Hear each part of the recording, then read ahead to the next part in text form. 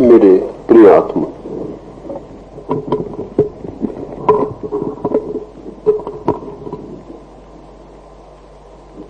एक मित्र ने पूछा है कि क्या ध्यान प्रभु की कृपा से उपलब्ध होता है। इस बात को थोड़ा समझना उपयोगी है। इस बात से बहुत भूल भी हुई। न मालूम कितने लोग ये सोचकर बैठ गए हैं कि प्रभु की कृपा से उपलब्ध होगा तो हम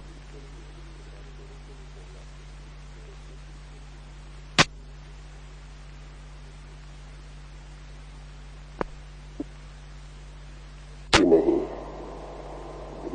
और अगर प्रभु के भी चहेते हो तो फिर इस जगत में न्याय का कोई उपाय न रह जाएगा। प्रभु की कृपा का तो यह अर्थ हुआ कि किसी पर कृपा करता है और किसी पर अकृपा भी रखता है। ऐसा अर्थ लिया हो तो वैसा अर्थ गलत है, लेकिन किसी और अर्थ में सही है। प्रभु की कृपा से उपलब्ध होता है, ये उनका कथन नहीं है जिन्हें अभी नहीं मिला, ये उनका कथन है जिन्हें मिल गया है। और उनका कथन इसलिए है कि जब वो मिलता है तो अपने किए गए प्रयास बिल्कुल ही इररिलेवेंट, असंगत मालूम पड़ते हैं। जब वो मिलता है तो जो हमने किया था वो इतना क्षुद्र, और जो मिलता है वो इतना विराट कि हम कैसे कहें कि जो हमने किया था उसके कारण ये मिला है। जब मिलता है तब ऐसा लगता है हमसे कैसे मिलेगा, हमने किया ही क्या था, हमने दिया ही क्या था, हमने सौदे में दांव क्या लगाया था, हमारे पास था भी क्या जो हम करते, था भी क्या जो हम देते। जब उसकी आनंद की वर्षा होती है तो उस वर्षा के क्षण में ऐसा ही लगता है कि तेरी कृपा से ही, तेरे प्रसाद से ही, तेरी ग्रेस से ही उपलब्ध हुआ। हमारी क्या सामर्थ्य, हमारा क्या बस। लेकिन ये बात उनकी है जिनको मिला। ये बात अगर उनने पकड़ ली जिनको नहीं मिला तो वे सदा के लिए भटक जाएंगे। प्रयास करना ही होगा। निश्चित ही प्रयास करने पर मिलने की जो घटना घटती है वो ऐसी है जैसे किसी का द्वार बंद है, सूरज निकला है और घर में अंधेरा है। वो द्वार खोल के प्रतीक्षा करे, सूरज भीतर आ जाए। सूरज को गठरियों में बांधकर भीतर नहीं लाया जा सकता, वो अपनी ही कृपा से भीतर आता है। ये मजे की बात है, सूरज को हम भीतर नहीं ला सकते अपने प्रयास से, लेकिन अपने प्रयास से भीतर आने से रोक जरूर सकते हैं। द्वार बंद करके, आंख बंद करके बैठ सकते हैं तो सूरज की महिमा भी हमारी बंद आंखों को पार न कर पाए।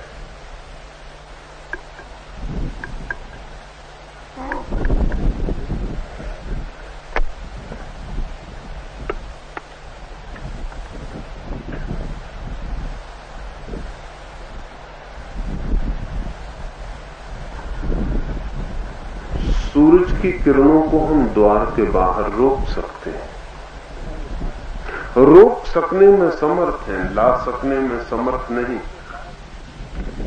द्वार खुल जाए, सूरज भीतर आ जाए। सूरज जब भीतर आ जाए तो हम ये नहीं कह सकते कि हम लाए, हम इतना ही कह सकते हैं उसकी कृपा वो आया। और हम इतना ही कह सकते हैं कि हम हमारी अपने पर कृपा कि हमने द्वार बंद न किए। आदमी सिर्फ एक ओपनिंग बन सकता है उसके आगमन के लिए। हमारे प्रयास सिर्फ द्वार खोलते हैं, आना तो उसकी कृपा से ही होगा। लेकिन उसकी कृपा हर द्वार पर प्रकट होती है, लेकिन कुछ द्वार बंद है, वो क्या करें। बहुत द्वारों पर ईश्वर खटखटाता है और लौट जाता है, वे द्वार बंद हैं, मजबूती से हमने बंद किए। और जब वो खटखटाता है तब हम न मालूम कितनी व्याख्याएं करके अपने को समझा दें। एक छोटी सी कहानी मुझे प्रीति कर है। एक बड़ा मंदिर, उस बड़े मंदिर में 100 पुजारी। बड़े पुजारी ने एक रात स्वप्न देखा है कि प्रभु ने खबर की है स्वप्न में कि कल मैं आ रहा हूं। विश्वास तो न हुआ पुजारी को, क्योंकि पुजारियों से ज्यादा अविश्वासी आदमी को खोजना सदा ही कठिन। विश्वास इसलिए भी न हुआ कि जो दुकान करते हैं धर्म की, उन्हें धर्म पर कभी विश्वास नहीं होता। धर्म से वे शोषण करते हैं, धर्म उनकी श्रद्धा नहीं। और जिसने श्रद्धा को शोषण बनाया, उससे ज्यादा अश्रद्धा कोई भी नहीं होता। पुजारी को भरोसा तो न आया कि भगवान आएगा, कभी नहीं आया। वर्षों से पुजारी है, वर्षों से पूजा की है, भगवान कभी नहीं आया। भगवान को भोग भी लगाया है, वो भी अपने को ही लग गया है। भगवान के लिए प्रार्थनाएं भी की हैं, वे भी खाली आकाश में, जानते हुए कोई नहीं सुनता की सपना मालूम होता है। समझाया अपने मन को कि सपने कहीं सच होते हैं, लेकिन फिर डरा भी, भयभीत भी हुआ कि कहीं सच ही ना हो जाए। कभी कभी सपने भी सच हो जाते, कभी कभी जिसे हम सच कहते हैं वो भी सपना हो जाता है, कभी कभी जिसे हम सपना कहते हैं वो सच हो जाता है। तो अपने निकट के पुजारियों को उसने कहा कि सुनो, बड़ी मजाक मालूम पड़ती है, लेकिन बता दूं, रात सपना देखा कि भगवान कहते हैं कि कल आता हूं। दूसरे पुजारी भी हंसे, उन्होंने कहा पागल हो गए, सपने की बात किसी और से मत कहना, नहीं तो लोग पागल समझेंगे। और उस बड़े पुजारी ने कहा कि कहीं अगर वो आ ही गया तो कम से कम हम तैयारी तो कर लें। नहीं आया तो कोई हर्ज नहीं, आया तो हम तैयार तो मिलेंगे। तो मंदिर धोया गया, पोंछा गया, साफ किया गया, फूल लगाए गए, दिए जलाए गए, सुगंध छिड़की गई, धूप दीप सब, भोग बना, भोजन बने। दिन भर में पुजारी थक गए। कई बार देखा सड़क की तरफ कोई आता हुआ दिखाई न पड़ा, और हर बार जब देखा तब लौट के कहा सपना सपना है। नाहक हम पागल बने। अच्छा हुआ गांव में खबर न थी, अन्यथा लोग हंसते। सांझ हो गई, फिर उन्होंने कहा भोग हम अपने को लगा ले, जैसा सदा भगवान के लिए लगा वो हमको मिला, ये भी हम ही को लेना पड़ेगा। कभी कोई आता है सपने के चक्कर में पड़े, हम पागल बने, हम जानते हुए पागल बने, दूसरे पागल बनते हैं न जानते हुए। हम जो जानते हैं बड़ी भांति, कभी कोई भगवान नहीं आता। भगवान है कहाँ? बस ये मंदिर की मूर्ति, ये हम पुजारी, ये हमारी पूजा है, ये व्यवसाय है। फिर सांझ उन्होंने भोग लगा लिया, दिन भर के थके फिर भी जल्दी सो गए। आधी रात गए, कोई रथ मंदिर के द्वार पर रुका, रथ के पहियों की आवाज सुनाई पड़ी। किसी पुजारी को नींद में लगा कि मालूम होता है उसका रथ आ गया। उसने जोर से कहा सुनते हो, जागो, मालूम होता है जिसके हमने दिन भर प्रतीक्षा की वो आ गया। रथ के पहियों की जोर जोर की आवाज सुनाई पड़ती। दूसरे पुजारियों ने कहा पागल, अब चुप भी रहो, दिन भर पागल बनाया, अब रात ठीक से सो लेने दो। ये पहियों की आवाज नहीं, बादलों की गड़गड़ाहट। और वे सो गए। उन्होंने व्याख्या कर दी। फिर कोई मंदिर की सीढ़ियों पर चढ़ा, रथ द्वार पर रुका, फिर किसी ने द्वार खटखटाया, फिर किसी पुजारी की नींद खुली। फिर उसने कहा कि मालूम होता है वो आ गया मेहमान जिसकी हमने प्रतीक्षा की। कोई द्वार खटखटाता है, लेकिन दूसरों ने कहा कि कैसे पागल हो, रात भर सोने दोगे या नहीं, हवा के थपेड़े हैं, कोई द्वार नहीं करता। उन्होंने फिर ध्यान करके फिर विस्को गए, फिर सुबह वे उठे, फिर वे द्वार पर गए। किसी के पद चिन्ह थे, कोई सीढ़ियां चढ़ा था, और ऐसे पद चिन्ह थे जो बिल्कुल अज्ञात थे, और किसी ने द्वार जरूर खटखटाया था। और राह तक कोई रथ भी आया था, रथ के चाकों के चिन्ह थे। वे छाती पीट कर रोने लगे, वे द्वार पर गिरने लगे। गांव की भीड़ इकट्ठी हो गई, वो उनसे पूछने लगी क्या हो गया है तुम्हें। वे पुजारी कहने लगे मत पूछो, हमने व्याख्या कर ली और हम मर गए। उसने द्वार खटखटाया, हमने समझा हवा के थपेड़े, उसका रथ आया, हमने समझी बादलों की गड़गड़ाहट। और सच ये है कि हम कुछ भी न समझे थे, हम केवल सोना चाहते थे और इसलिए हम व्याख्या करते थे। तो वो तो सभी के द्वार खटखटाता, उसकी कृपा तो सब द्वारों पर आती, लेकिन हमारे द्वार हैं बंद। और कभी हमारे द्वार पर दस्तक भी दे तो हम कोई व्याख्या कर देते हैं।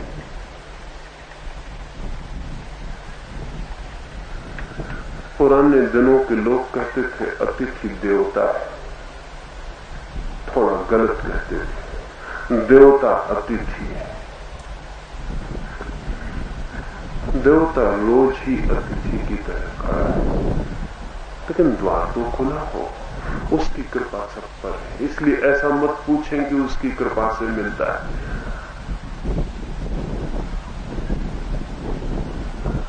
लेकिन उसकी कृपा से ही मिलता है। हमारे प्रयास सिर्फ द्वार खोल पाते, सिर्फ मार्ग की बाधाएं अलग कर पाते हैं। जब वो आता है अपने से आता है। एक दूसरे मित्र ने पूछा है,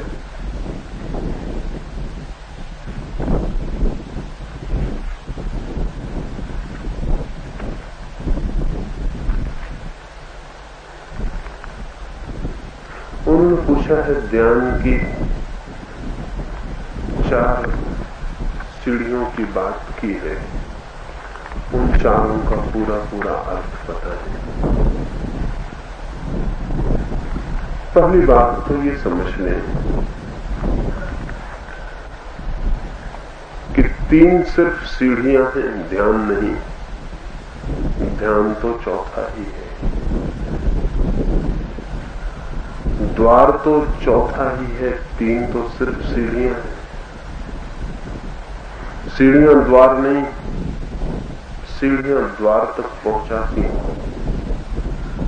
चौथा ही द्वार विश्राम, विराम, शून्य, समर्पण, मर जाना, मिट जाना। द्वार तो वही है। और 3 जो सीढ़ियां हैं वे उस द्वार तक पहुंचाती हैं। वे 3 सीढ़ियों का मौलिक आधार एक है कि यदि विश्राम में जाना हो तो पूरे तनाव में जाने के बाद बहुत आसान हो जाता है।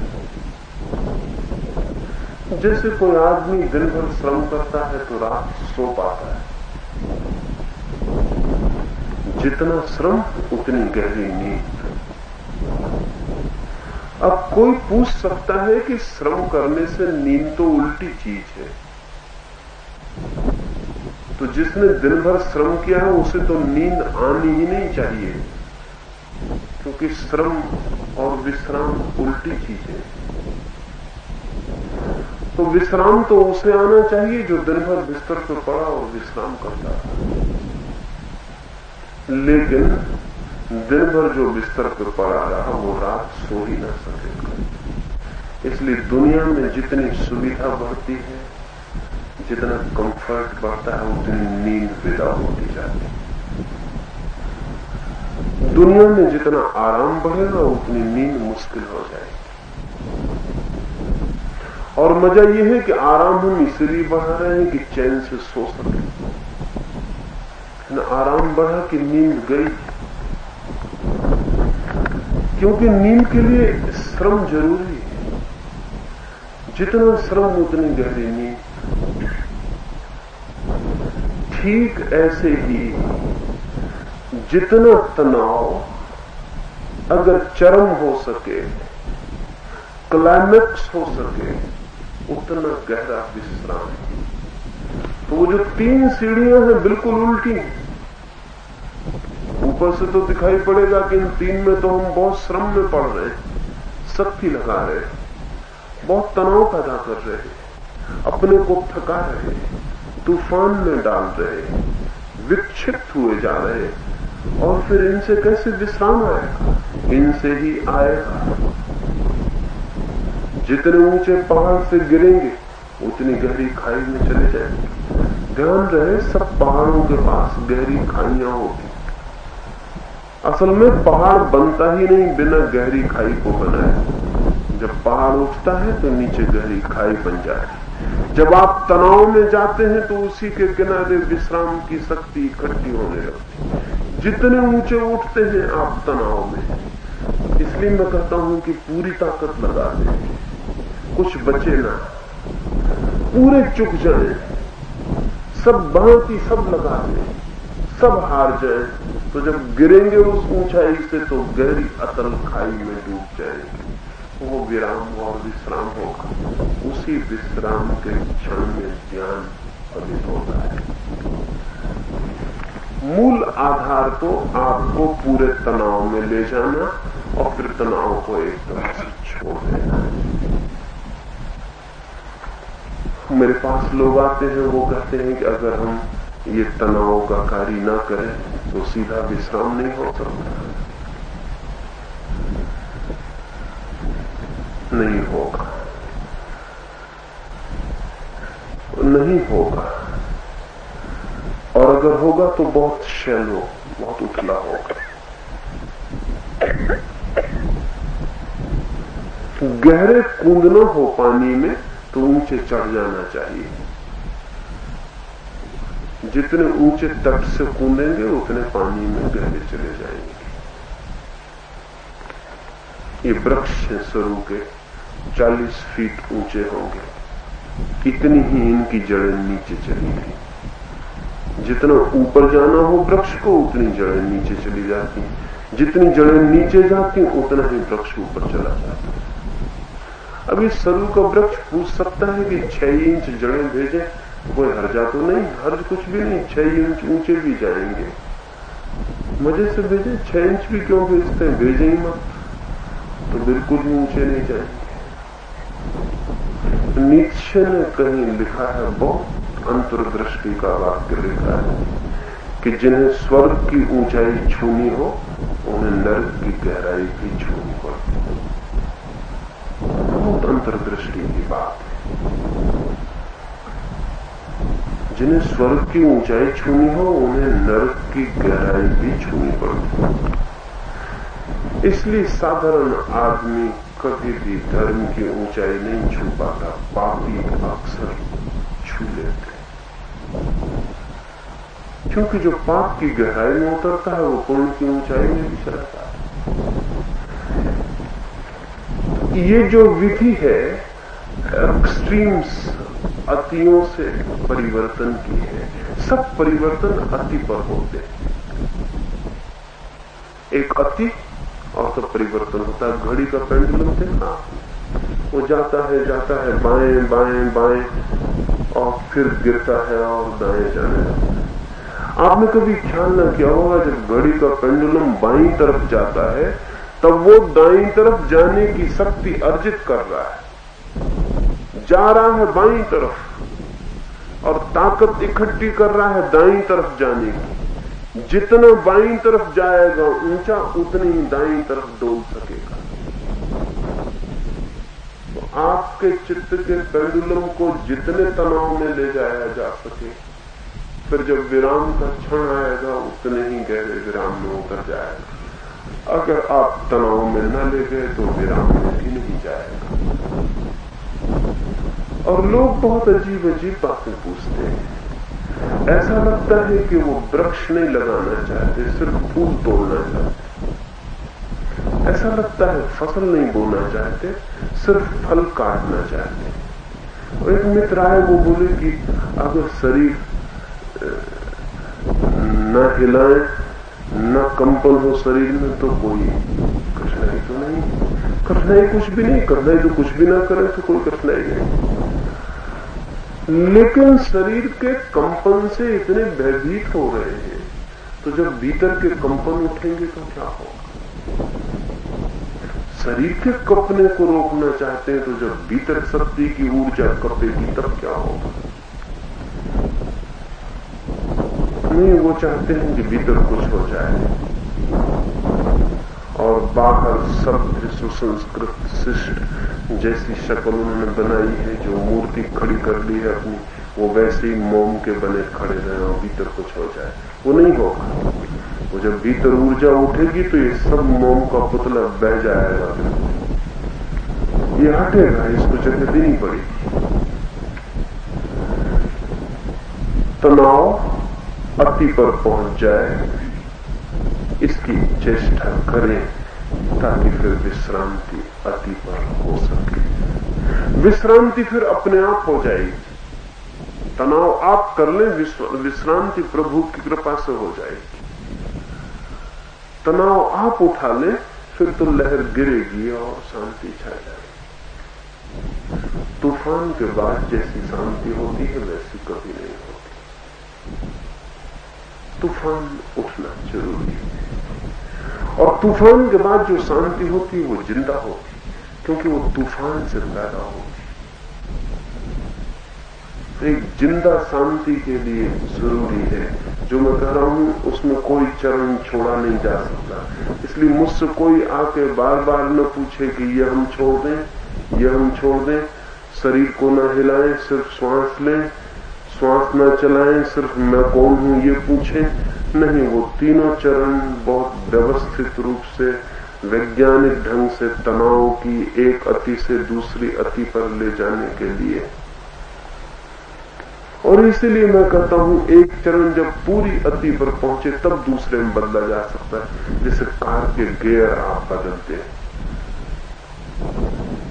तो पहले गियर में गाड़ी आपने चलाई है तो गति में लानी पड़ती। जब पहले गियर पर गति पूरी गति में आती तब आप उसे दूसरे गियर में डालते हैं। दूसरे गियर पर वो मंदी गति में हो तो आप तीसरे गियर में नहीं डाल सकते हैं गाड़ी को।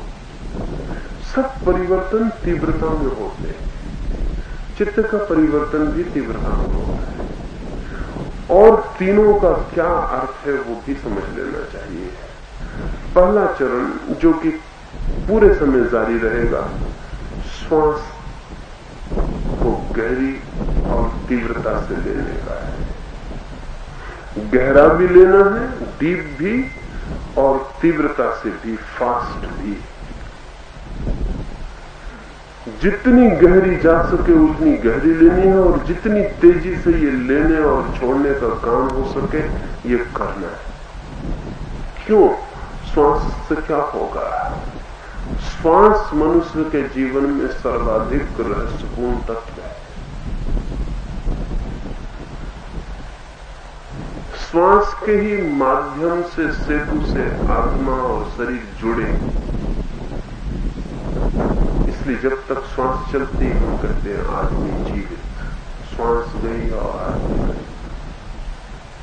अभी मैं एक घर में गया जहां 9 महीने से एक स्त्री बेहोश पड़ी, वो कोमा में आ गई, और चिकित्सक कहते हैं कि अब वो कभी होश में नहीं आएगी, लेकिन कम से कम 3 साल जिंदा रह सकती अभी। और अब उसको बेहोशी में दवा और इंजेक्शन और ग्लूकोज दे दे के किसी तरह जिंदा, वो बेहोश पड़ी। 9 महीने से उसने कभी होश नहीं आया। मैं उनके घर गया, उस स्त्री की मां को मैंने पूछा कि अभी तो करीब करीब मर गई। उन्होंने कहा कि नहीं, जब तक श्वास तब तक आस। उस बूढ़ी औरत ने कहा जब तक श्वास है तब तक आशा है। अब चिकित्सक कहते हैं, लेकिन कौन जाने, चिकित्सक किसी को कहते हैं नहीं मरेगा, वो मर जाता है। कौन जाने, एक दफा होश आ जाए। अभी श्वास तो है, श्वास तो है, अभी सेतु गिरा नहीं, अभी ब्रिज है, अभी वापसी लौटना हो सकता है। श्वास हमारी आत्मा और शरीर के बीच जोड़ने वाला सेतु है। तो श्वास को जब आप बहुत तीव्रता में लेते हैं और बहुत गहराई में लेते हैं तो शरीर ही नहीं कपता, भीतर के आत्म तंतु भी कप जाते।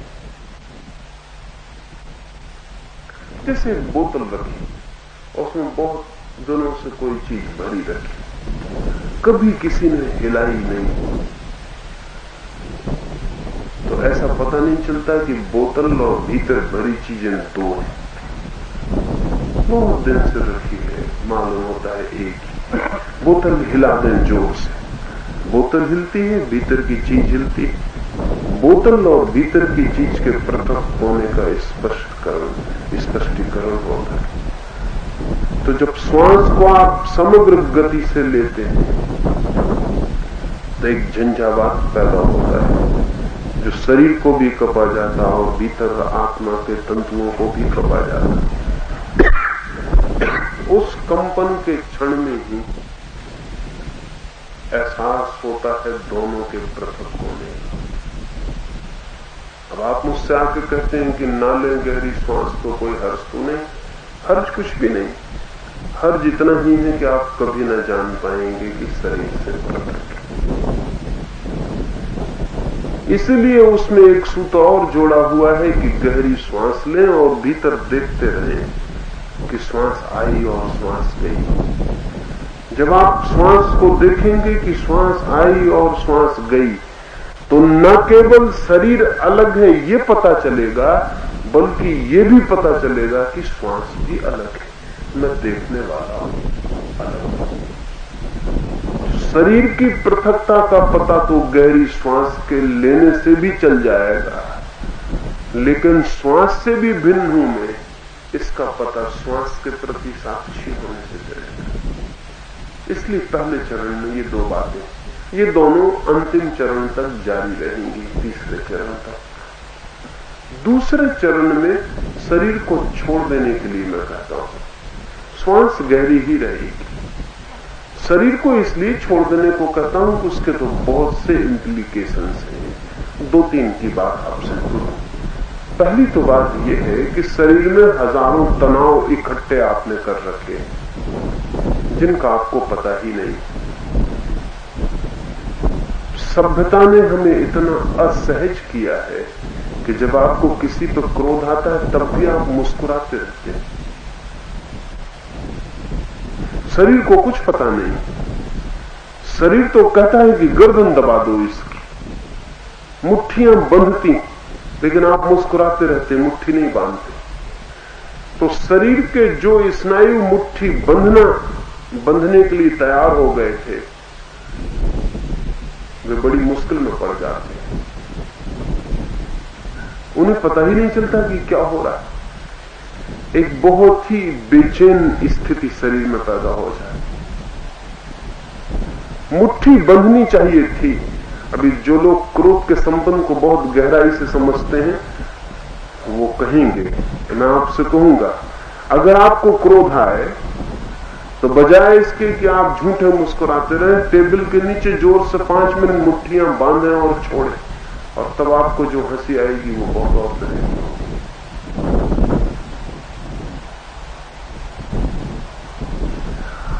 शरीर को कुछ भी पता नहीं कि आदमी सभ्य हो गया।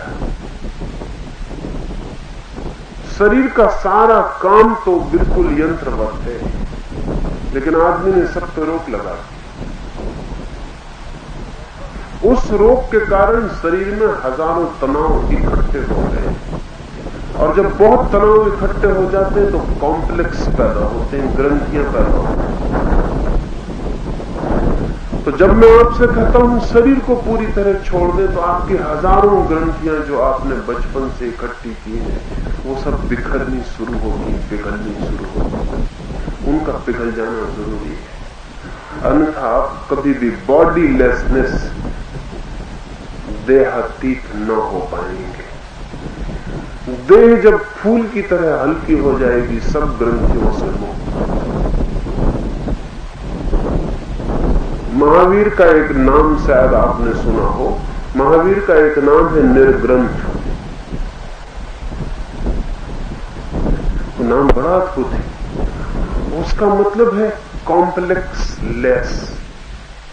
निर्ग्रंथ का मतलब है जिसकी सारी ग्रंथियां और गांठें खो गई, जिसमें अब कोई गांठ नहीं भीतर, जो बिल्कुल सरल हो गया, निर्दोष हो गया। तो ये शरीर की जो ग्रंथियों की जाल है हमारे भीतर, वो मुक्त होना चाहे तो आप छोड़ते नहीं। आपकी सभ्यता, शिष्टता, संस्कार, संकोच, किसी का स्त्री होना, किसी का बड़े पद पर होना, किसी का कुछ होना, वो इस बुरी तरह से पकड़े हुए हैं कि वो छोड़ता नहीं। तो आज एक महिला ने मुझे आके कहा तो उसे यही डर लगा लेता है कि कोई का हाथ उसको न लग जाए, तो वो बेचारी दूर जाके बैठी होगी आज, मगर कोई 2-4 करवट लेकर उसके पास पहुंच गया तो उसका फिर गड़बड़ हो गया। वो मुझे पूछना है कि क्या मैं और बहुत दूर जाकर बैठ? मैंने कहा भेजने वाला वहां भी भेज दे सकता है किसी को, तो कोई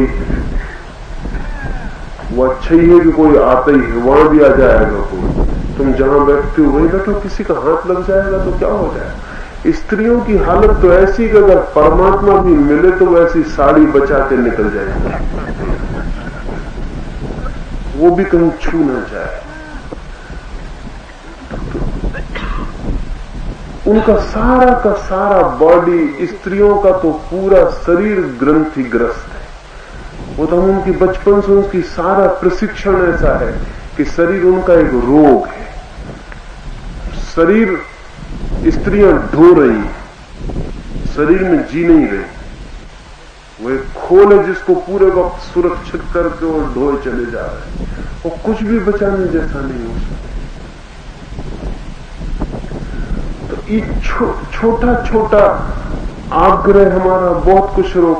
अब कोई बहुत पढ़े लिखे हैं तो उनको ऐसा लगता है कि वो आज मुझसे एक सज्जन कह रहे थे कि ये इमोशनल लोगों को हो जाता होगा, भावुक लोगों को, इंटेलेक्चुअल को कैसे होगा।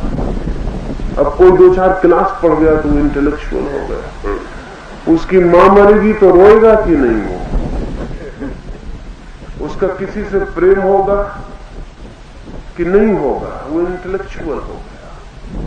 वो 4 क्लास पढ़ गया, उसने यूनिवर्सिटी सर्टिफिकेट दे दिया, तब वो प्रेम करेगा तो वो सोच के करेगा कि चुंबन लेना कि नहीं, कितने कीटाणु ट्रांसफर हो जाते। वो किताब पढ़ेगा, वो जाके हिसाब किताब लगाएगा कि इमोशनल होना कि नहीं होना। इंटेलेक्ट भी बीमारी की तरह हो गई। इंटेलेक्ट कुछ हमारा सौरभ नहीं बन पाई, बुद्धि हमारा कोई गरिमा नहीं बनी, रोग बन गई। कोई सोचता है कि हम इंटेलेक्चुअल हैं, हम बुद्धिवादी हैं, ये हमको नहीं हो सकता। ये तो उनको हो रहा है जो जरा भावुक है। लेकिन भावुक होना कुछ बुरा है।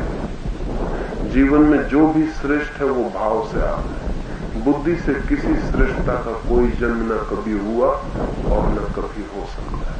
न गणित का हिसाब लगता है, खाते वही जोड़े जाते हैं, ये सब होता है।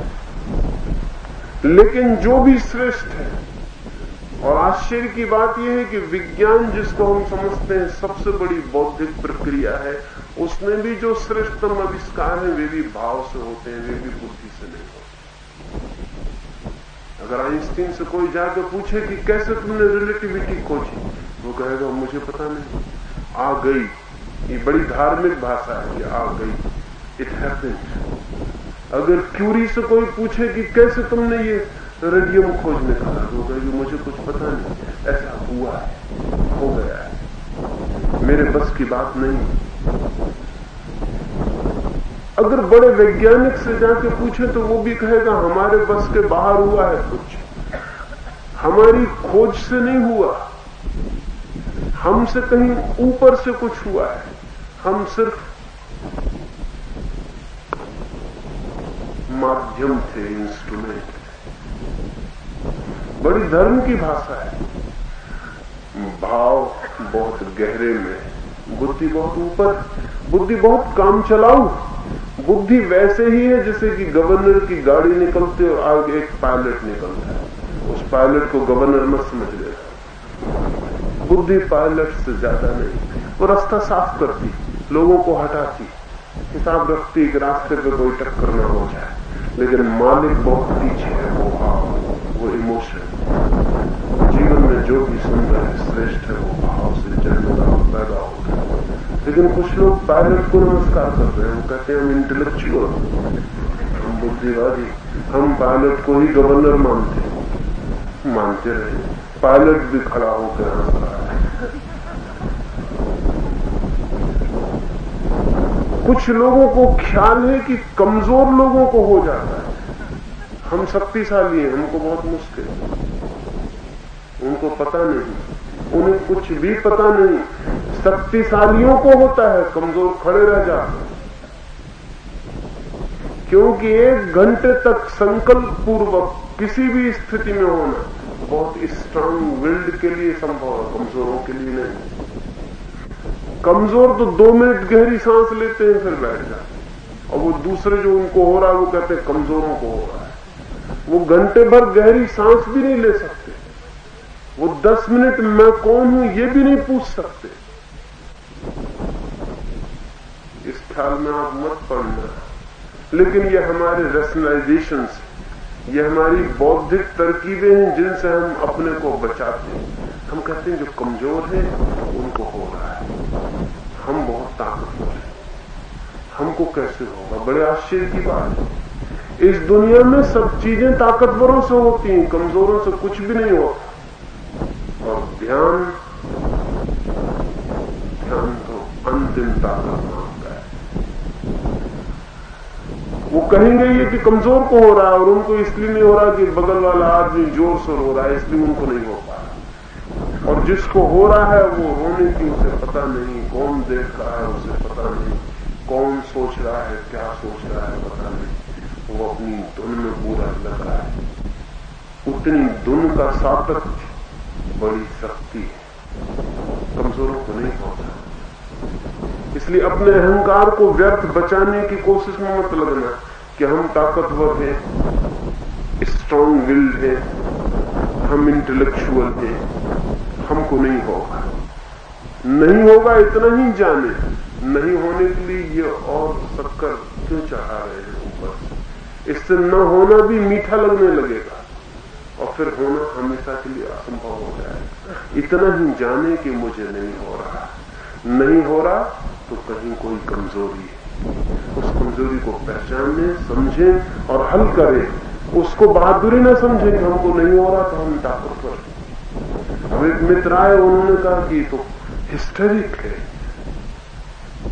किसी को हिस्टीरिया जैसा हो जाता है। उन्हें पता नहीं कि जीवन में, जीवन के भीतर क्या क्या छिपा है। हिस्टेरिक कह के वो अपने को बचा लेंगे। अब वो समझ लिए कि ये कुछ विक्षिप्त लोग हैं जिनको होगा, हम तो विक्षिप्त नहीं है, हमको नहीं होगा। तो फिर बुद्ध भी विक्षिप्त थे, और महावीर भी, और जीसस और सुकरात और रूमी और मंसूर, सब विक्षिप्त थे। तो इन विक्षिप्तों की जात में शामिल होना आप स्वस्थों की जात में शामिल होने से बेहतर। इन पागलों की जमात में शामिल हो जाइए, क्योंकि इन पागलों को जो मिला वो बुद्धिमानों को नहीं मिला।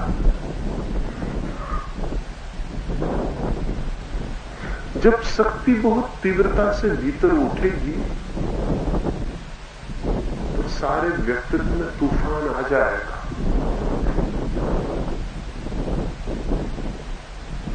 विक्षिप्तता नहीं, क्योंकि विक्षिप्तता हो तो फिर शांत नहीं हो सकती।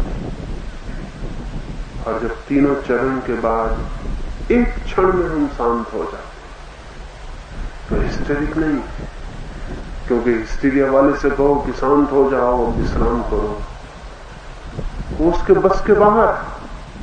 जो भी हो रहा है वो हमारे बस के भीतर हो रहा है। हम कोऑपरेट कर रहे हैं, सहयोग कर रहे हैं, इसलिए हो रहा है।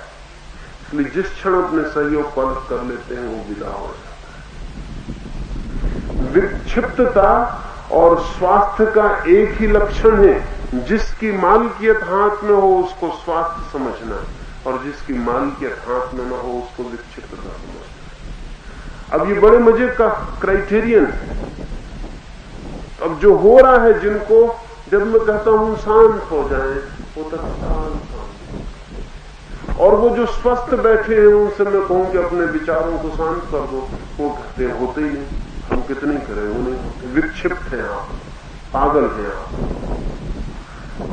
जिस पर आपका बस नहीं है वो पागलपन, जिस पर आपका बस है वो स्वास्थ्य। जिस दिन आपके विचार ऑन ऑफ कर सकेंगे आप, कि कह दे मन को कि बस, तो मन वहीं ठहर जाए, तब आप समझना कि स्वस्थ हुए।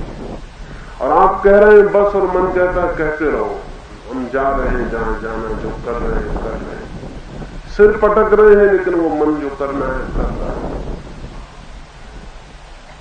आप भगवान का भजन कर रहे हैं और मन सिनेमा गृह में बैठा है, वो कहता बैठेंगे यहीं देखेंगे, करो भजन कितना। लेकिन आदमी बहुत चालाक है और वो अपनी कमजोरियों को भी अच्छे शब्दों में छिपा और दूसरे की श्रेष्ठताओं को भी बहुत बुरे शब्द देकर निश्चित हो जाता। इससे बचना। सच तो यह है कि दूसरे के संबंध में सोचना ही मत। इसको क्या हो रहा है कहना बहुत मुश्किल है। जीवन इतना रहस्यपूर्ण है कि दूसरे के संबंध में सोचना ही मत। अपने ही संबंध में सोच लेना वही काफी, कि मैं तो पागल नहीं हूं, इतना सोच लेना। मैं कमजोर हूं, ताकतवर हूं, क्या हूं, अपने बाबत सोचना। लेकिन हम सब सदा दूसरों के बाबत सोच रहे हैं कि किसको क्या हो रहा है। गलत है। शरीर को पूरी तरह छोड़ देने में एक तो मैंने कहा ग्रंथि रेचन, वो जो रुके हुए अवरोध हैं वो सब बह जाते हैं। दूसरा, जब शरीर अपनी गति से चलता है, आप नहीं चलाते, अपनी गति से चलता है, तब शरीर की पृथकता बहुत स्पष्ट होगी।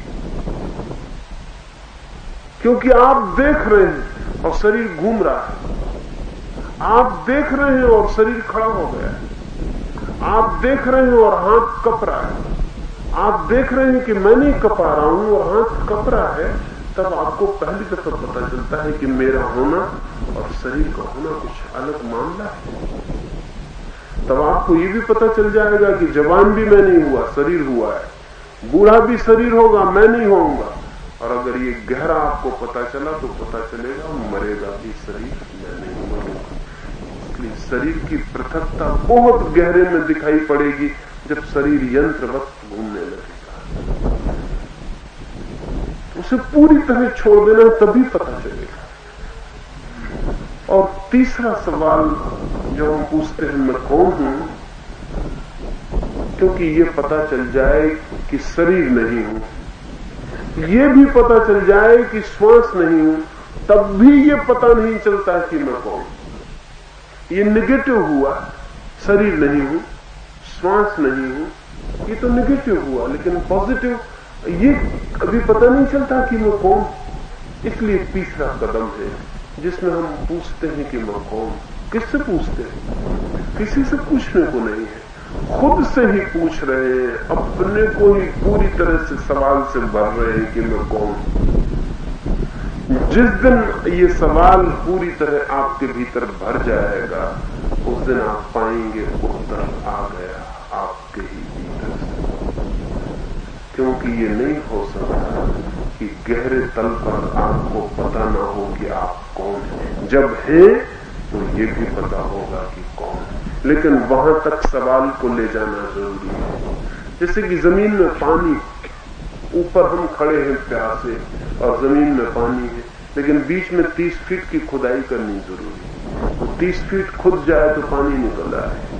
हमें प्रश्न है कि मैं कौन हूं, जवाब भी कहीं 30 फीट गहरे हम में है, लेकिन बीच में बहुत सी परतें हैं जो कट जाए तो उत्तर मिल जाए।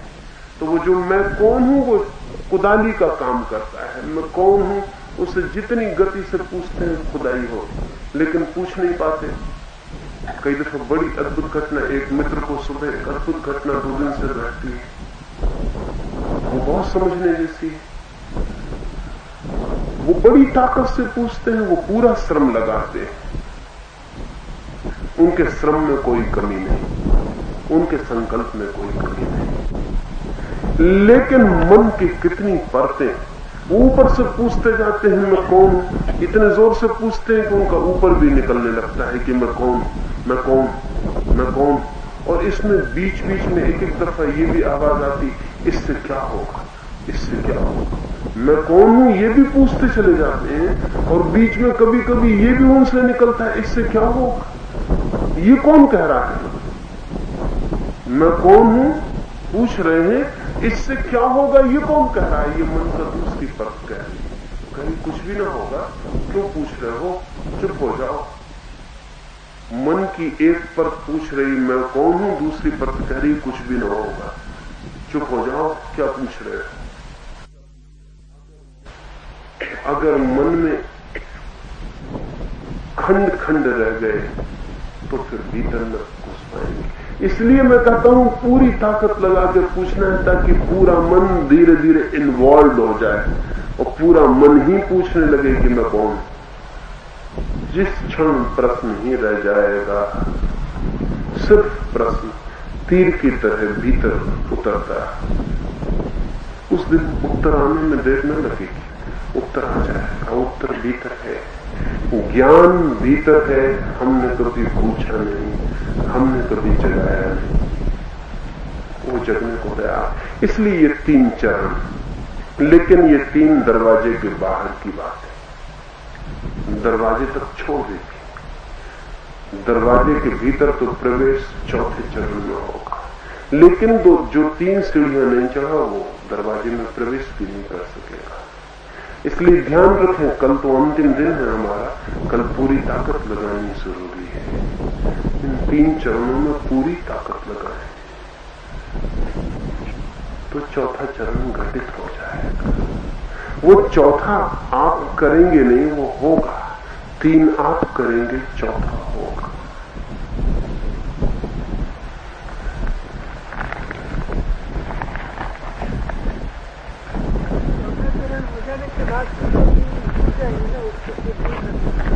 फिर कोई सवाल नहीं, 4था हो जाए फिर कोई सवाल नहीं, फिर जैसा जरूरी लगेगा वो दिखाई पड़ेगा। करने जैसा लगेगा तो जारी रहेगा, नहीं करने जैसा लगेगा तो छूट जाए। लेकिन वो भी पहले से नहीं कहा जा सकता, और इसलिए नहीं कहा जा सकता कि पहले से ये सवाल जब हम पूछते हैं कि जब 4था हो जाएगा तो वो 3 छूट जाएंगे ना, तो अभी भी हमारा मन उन 3 को नहीं करना चाह रहा, इसलिए पूछता है। उन 3 से छूटने की बड़ी इच्छा। तो मैं नहीं कहूंगा कि छूट जाएंगे, क्योंकि अगर मैं ये कह दूं छूट जाएंगे तो अभी ही नहीं पकड़ पाएंगे उनको। छूट जाएंगे, लेकिन वो 4थे के बाद की बात है, पहले बात नहीं उठानी चाहिए। हमारा मन बहुत तरह से डिसीव करता है, वंचना करता है। जब पूछ रहे हो तो तुम्हें ख्याल नहीं कि तुम क्यों पूछ रहे हो, बिल्कुल इसलिए पूछ रहे हो कि 3 से किस तरह छुटकारा हो। इन 3 से छुटकारा अगर होगा तो 4था पैदा नहीं होने वाला। और इन 3 का भय क्यों? इनका भय है, और वही भय मिटाने के लिए तो वो 3 है। इनका भय है कि शरीर कुछ भी कर सकता है, शरीर कुछ भी कर सकता है, तो कहीं ऐसा कुछ ना कर दे। पर क्या करेगा शरीर? नाच सकती हो, रो सकती हो, चिल्ला सकती हो, गिरोगी।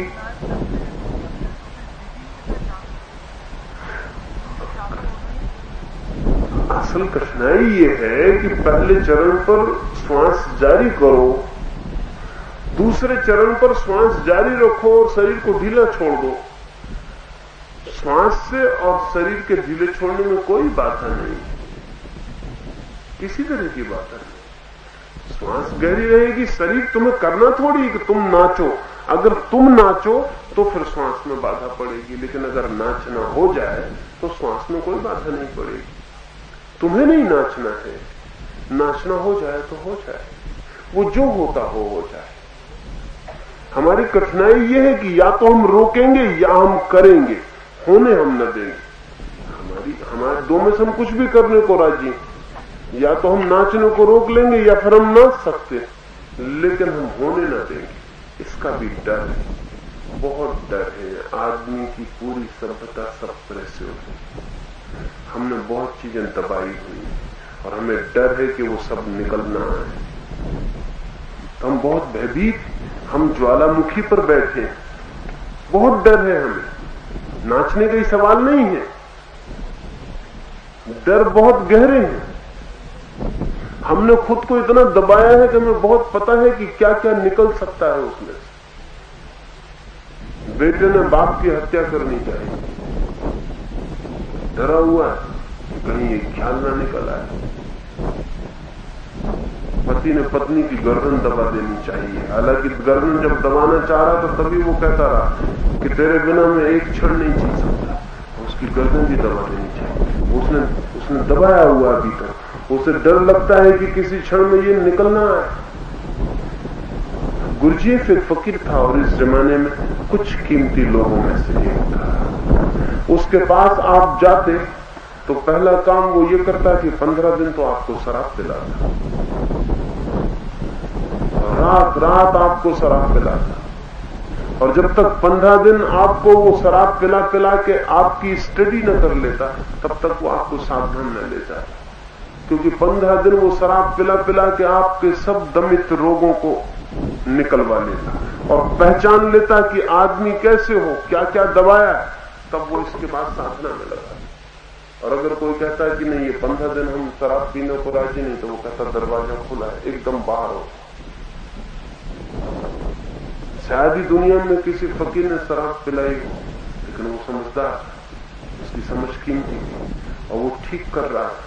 हमने बहुत दबाया, हमारे दमन का कोई हिसाब नहीं, कोई अंत नहीं हमारे दमन का।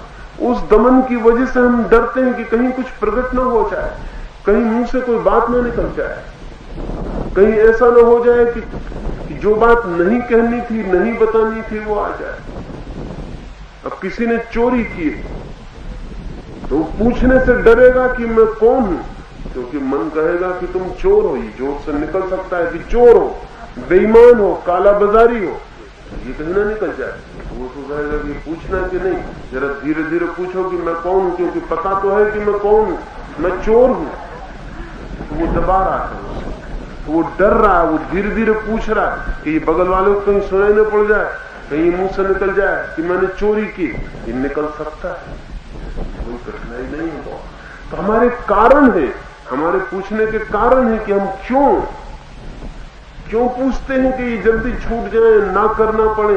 लेकिन नहीं, छूटने से नहीं, करना ही पड़ेंगे। छूट सकते हैं, करने से छूटेंगे। और भीतर से जो आता है उसे आने दे। वहां बहुत गंदगी छिपी है, वो बाहर आई। हमने एक चेहरा ऊपर बनाया, वो हमारा असली चेहरा नहीं। हम डरते हैं। अब एक आदमी अपना चेहरा लीक पोत के किसी तरह बना के बैठा हुआ है, और वो डरता है कि अगर छोड़ा तो चेहरा कुरूप हो जाता है। तो वो डरता है कि कुरूप चेहरा कोई देख ना ले, क्योंकि वो तो कितना आईने में तैयार होके आया घर से। अब वो डरता है कि कहीं मैंने चेहरा बिल्कुल छोड़ दिया तो चेहरा कुरूप भी हो सकता है, और जब छोड़ूंगा तो पाउडर और लिपस्टिक उस पर काम नहीं पड़ेंगे, वो एकदम गड़बड़ हो जाएंगे, असली चेहरा निकल सकता है। तो वो डरेगा, वो कहेगा कि नहीं, और सब छोड़ा जा सकता है, चेहरे को छोड़ा जा, उसको किसी तरह बना के। हमारे सब चेहरे मेकअप के चेहरे, असली चेहरे नहीं। और ऐसा मत सोचना कि जो पाउडर नहीं लगाते उनके मेकअप के नहीं। मेकअप बहुत गहरा है, बिना पाउडर के भी चलता है। तो असली चेहरा निकल आएगा। अब असली चेहरा निकल आए तो घबराहट हो सकती, कोई देख ना ले, इसलिए हमारे डर है। लेकिन ये डर खतरनाक, इन डरों को लेकर भीतर नहीं जाया जा सकता। ये डर छोड़ने पड़ेंगे। एक अंतिम सवाल। एक मित्र पूछते हैं कि शक्तिपात क्या है। क्या कोई शक्तिपात कर सकता है? कोई कर नहीं सकता, लेकिन किसी से हो सकता है। कोई कर नहीं सकता। और अगर कोई कहता हो कि मैं शक्तिपात करता हूं, तो फिर सब धोखे की बातें। कोई कर नहीं सकता, लेकिन किसी क्षण में किसी से हो सकता है। अगर कोई बहुत शून्य व्यक्ति है, सब भांति समर्पित, सब भांति शून्य, तो उसके सानिध्य में शक्तिपात हो सकता है। वो कंडक्टर का काम कर सकता है, जान के नहीं। परमात्मा की विराट शक्ति उसके माध्यम से किसी दूसरे में प्रवेश कर सकती।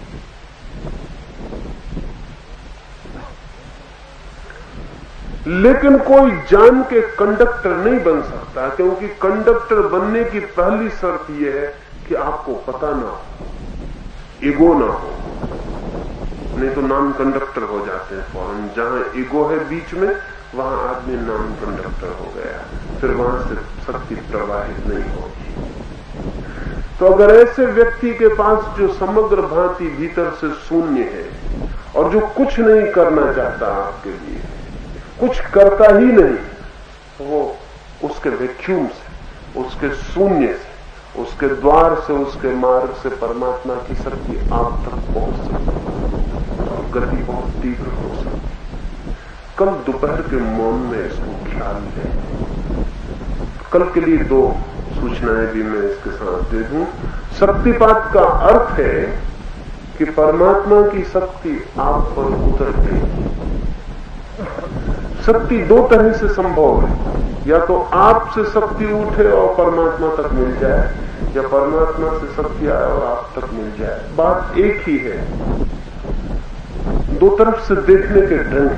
वो वैसे जैसे कोई गिलास में आधा गिलास पानी भरा रखा हो और कोई कहे कि आधा गिलास खाली और कोई कहे आधा गिलास भरा, और अगर पंडित हो तो विवाद करे और तय न हो पाए कभी भी कि क्या मामला है, क्योंकि दोनों ही बातें सही। ऊपर से भी शक्ति उतरती है और नीचे से भी शक्ति जाती है, और जब उनका मिलन होता है, जहां आपके भीतर सोई हुई ऊर्जा विराट की ऊर्जा से मिलती है, तब एक्सप्लोजन, विस्फोट होता है। उस विस्फोट के लिए कोई भविष्यवाणी नहीं की जा सकती। उस विस्फोट से क्या होगा ये भी नहीं कहा जा सकता। उस विस्फोट के बाद क्या होगा ये भी नहीं कहा जा सकता। वैसे उस विस्फोट के बाद दुनिया में जिन लोगों को भी विस्फोट हुआ है, वे जिंदगी भर यही चिल्लाते रहे कि आओ और तुम भी उस विस्फोट से गुजर जाओ।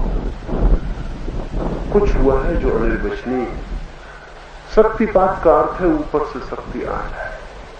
आसक्ति रोज आती और किसी ऐसे व्यक्ति के माध्यम को ले सकती है वो शक्ति जो सब भांति शून्य हो, तो वो कंडक्टर हो जाता और कुछ भी नहीं।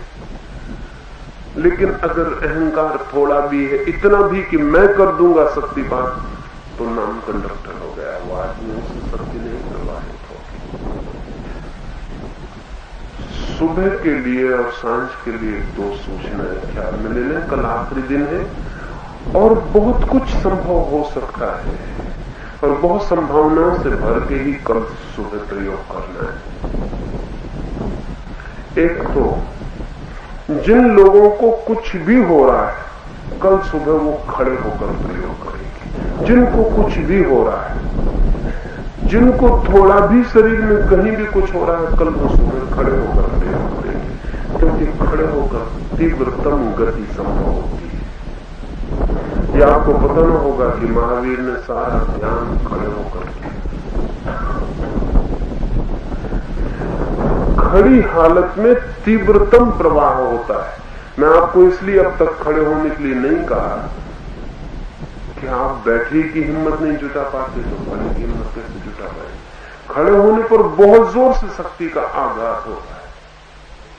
तो जो मैं कह रहा हूं कि नाच उठ सकते हैं, बिल्कुल पागल होकर नाच सकते हैं, वो खड़े होने में संभव हो जाता है। तो कल चूंकि आखिर दिन है और कुछ 10-25 मित्रों को तो बहुत गहराई हुई है, तो वो तो कल खड़े हो जाए। मैं नाम नहीं लूंगा, अपने आप खड़े हो जाए। और बीच शुरू से ही खड़े होकर करना है। कुछ लोग जिनको बीच में लगेगा वो भी खड़े हो जाएंगे और खड़े होकर जो भी होता हो होने देना। और दोपहर के लिए, कल दोपहर के मौन में जब हम रहेंगे तो मेरे पास थोड़ी ज्यादा जगह छोड़ना, और मेरे पास जो लोग भी आएंगे जब मैं उनके सिर पर हाथ रखूं तब उनको जो भी हो तब उन्हें उसमें भी होने देना है। अगर उनके मुंह से चीख निकल जाए, हाथ पैर हिलने लगे हैं, वो गिर पड़े, खड़े हो जाए, उन्हें जो भी हो वो होने देना है। जो हम सुबह ध्यान में कर रहे हैं वो दोपहर के मौन में जो मुझसे मिलने आएंगे, मेरे हाथ रखने पर उनको जो कुछ भी हो उन्हें होना है। इसलिए मेरे पास थोड़ी कल दोपहर ज्यादा जगह छोड़ के बैठेंगे और सुबह जिनको भी हिम्मत हो खड़े हो गए उसमें कर प्रयोग। मेरे आने के पहले आप चुपचाप खड़े हैं, कोई सहारा लेके खड़ा नहीं होगा कि आप कोई वृक्ष से टिक के खड़े हो गए, कोई सहारा लेके खड़ा नहीं होगा, सीधे आप खड़े रहेंगे। शक्तिपात की बात आपने पूछी है, खड़ी हालत में बहुत लोगों को शक्तिपात की स्थिति हो सकती है और वातावरण बना है, उसका पूरा उपयोग किया जा सकता है। तो कल क्योंकि आखिरी दिन होगा शिविर का, कल पूरी शक्ति लगा देंगे।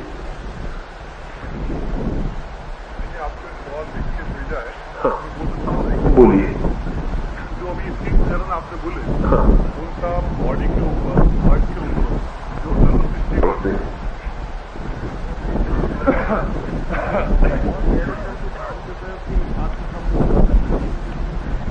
समझे? हार्ट फेल तो नहीं हो? हार्ट फेल हो जाए तो मजा ही आ जाए, वही तो फेल नहीं होता, उसे हो जाने दे।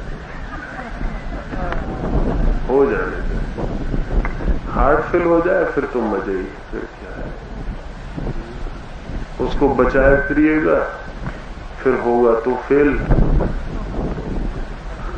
मत बचाइए, हो जाने दीजिए। और इतना तो आनंद रहेगा कि भगवान के रास्ते पर हुआ, उतना काफी है। वो मित्र पूछते हैं कि बहुत परिणाम तो बहुत होंगे, ध्यान को, जिस प्रयोग को मैं कह रहा हूं ध्यान, उससे शरीर पर बहुत फिजियोलॉजिकल परिणाम होंगे। शरीर की बहुत सी बीमारियां विदा हो सकती हैं, शरीर की उम्र बढ़ सकती है,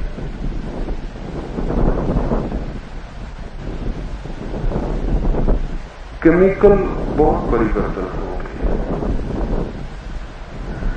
शरीर में बहुत सी ग्रंथियां हैं जो करीब करीब मृतप्राय पड़ी रहती हैं, वो सब सक्रिय हो सकती हैं। जैसे हमें ख्याल नहीं, अभी मनोवैज्ञानिक कहते हैं, फिजियोलॉजिस्ट भी कहते हैं कि क्रोध में शरीर में विशेष तरह के विष छूट जाते हैं, लेकिन अभी तक मनोवैज्ञानिक और फिजियोलॉजिस्ट ये नहीं बता पाते कि प्रेम में क्या होता है। क्रोध में तो विशेष प्रकार के केमिकल शरीर में छूट जाते हैं, विष छूट जाते हैं, सारा शरीर विषाक्त हो जाता है। प्रेम में भी अमृत छूटता है, लेकिन चूंकि मुश्किल से कभी छूटता है, इसलिए फिजियोलॉजिस्ट की लेबोरेटरी में अभी वो आदमी नहीं पहुंचा, इसलिए उसे पता नहीं चल पाता। अगर ध्यान का पूरा परिणाम हो तो शरीर में जैसे क्रोध की में विष छूटता है, ऐसे प्रेम के अमृत रस छूटने शुरू हो जाए। केमिकल परिणाम और भी गहरे होते हैं, जैसे कि जो लोग भी ध्यान में थोड़े गहरे उतरते हैं उन्हें अद्भुत रंग दिखाई पड़ते हैं, अद्भुत सुगंधें मालूम पड़ने लगती, अद्भुत ध्वनियां सुनाई पड़ने लगती, प्रकाश की धाराएं बहने लगती, नाद सुनाई पड़ने लगती। ये सब के सब केमिकल परिणाम हैं। ऐसे रंग जो आपने कभी नहीं देखे दिखाई पड़ने लगता। शरीर की पूरी केमिस्ट्री बदलती है, शरीर और ढंग से देखना, सोचना, पहचानना शुरू कर देता है। शरीर के भीतर बहने वाली विद्युत धारा की सारी धाराएं बदल जाती, उन विद्युत धाराओं के सारे सर्किट बदल जाते। बहुत कुछ होता है शरीर के भीतर, मानसिक तल पर भी बहुत कुछ होता है, लेकिन वो विस्तार की बात है। तो वो जो मित्र पूछते हैं उनसे कभी अलग से बात कर लूंगा। बहुत कुछ संभावनाएं हैं। मेरा कहना यह था कि जब ये श्वासोच्छ्वास से पहले जो ब्रीदिंग करते हैं वो टाइम के ऊपर ब्रेन के ऊपर और क्या हर एक पहलू को मैं अलग लेता चाहता हूँ कि जो डीप ब्रीदिंग होता है कभी ब्रेन के ऊपर और नर्वस सिस्टम को क्या। जैसे ही शरीर में डीप ब्रीदिंग शुरू करेंगे तो कार्बन डाइऑक्साइड और ऑक्सीजन की मात्राओं का जो अनुपात है वो बदल जाएगा। जो मात्रा हमारे भीतर कार्बन डाइऑक्साइड की है और ऑक्सीजन की है उसका अनुपात बदलेगा सबसे पहले। और जैसे ही कार्बन डाइऑक्साइड के अनुपात बदलता है वैसे ही सारे मस्तिष्क को, सारे शरीर और खून और स्नायुओं में सब में परिवर्तन शुरू हो जाएगा। क्योंकि हमारे व्यक्तित्व का सारा आधार ऑक्सीजन और कार्बन डाइऑक्साइड के विशेष अनुपात, उनके अनुपात में परिवर्तन सारा परिवर्तन ले आएगा। तो इसलिए मैंने कहा कि वो अलग से आप आ जाए, वो तो टेक्निकल बात है, उस सबको उसमें कोई रस नहीं भी हो सकता, तो आपसे बात कर लूंगा। और एक मित्र ने इधर पूछा है कि ये जो ध्यान की बात है ये कहीं ऑटो हिप्नोसिस, आत्मसम्मोहन तो नहीं? आत्मसम्मोहन से बहुत दूर तक मेल है, आखिरी बिंदु पर रास्ता अलग हो जाता है। हिप्नोसिस से बहुत दूर तक संबंध है। सारे तीनों चरण हिप्नोसिस के हैं, सिर्फ साक्षी भाव हिप्नोसिस का नहीं। वो जो पीछे पूरे समय विटनेसिंग चाहिए कि मैं जान रहा हूं, देख रहा हूं कि श्वास आई और गई, मैं जान रहा हूं, देख रहा हूं कि शरीर कंपित हो रहा, घूम रहा, मैं जान रहा हूं, देख रहा हूं, ये जो भाव है वो सम्मोहन का नहीं है। वही फर्क है और वो बहुत बुनियादी फर्क है। बाकी तो सारा सम्मोहन की प्रक्रिया है। सम्मोहन की प्रक्रिया बड़ी कीमती है। अगर वो साक्षी भाव से जुड़ जाए तो ध्यान बन जाती है, और अगर साक्षी भाव से अलग हो जाए तो मूर्छा बन जाती है। अगर सिर्फ हिप्नोसिस का उपयोग करें तो बेहोश हो जाएंगे, अगर साक्षी भाव का भी साथ में उपयोग करें तो जागृत हो जाएंगे। फर्क दोनों में बहुत है, लेकिन रास्ता बहुत दूर तक एक सा है, आखिरी बिंदु पर अलग हो जाता है। और कुछ प्रश्न रह गए, वो कल रात हम बात करेंगे।